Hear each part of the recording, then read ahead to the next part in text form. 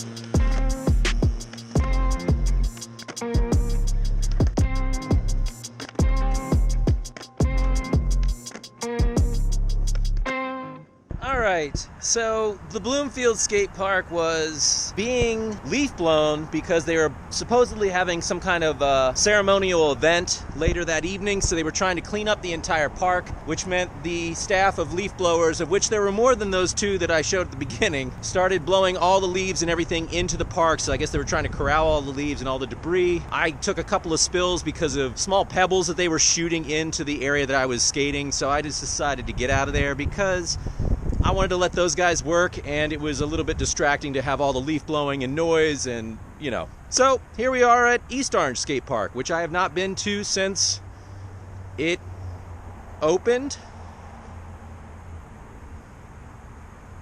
Let's start again.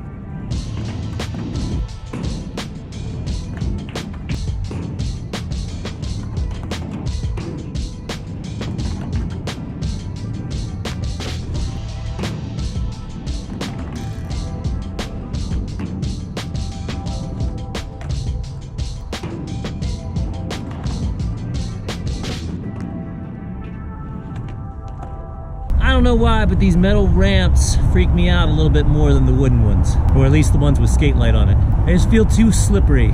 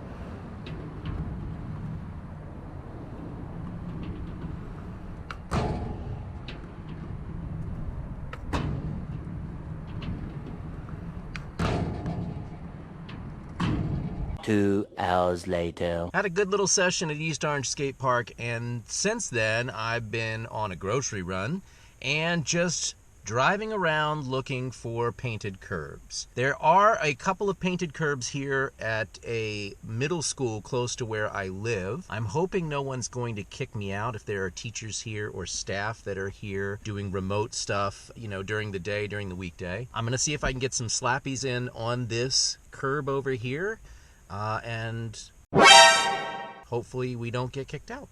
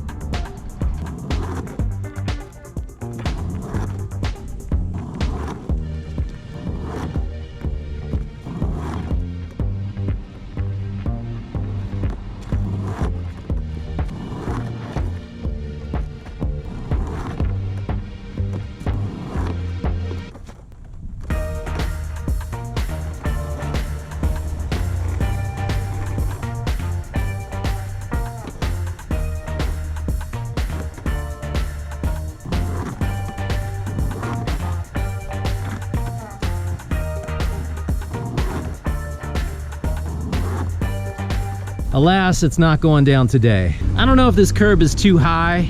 It definitely hasn't been waxed enough. I have a rub brick at home from when I used to try and do this before I even knew how to do this on curbs to soften them up and kind of smooth them over. I even have some spray lacquer. At the expense of dragging this round on forever and ever, I think I may take the letter, but I think I'll keep working on this curb specifically. I might come back with some lacquer, give it a couple of applications, see if that can't set, and keep messing with it. Shane, thank you for the tutorial that you gave in your YouTube video. It was very helpful.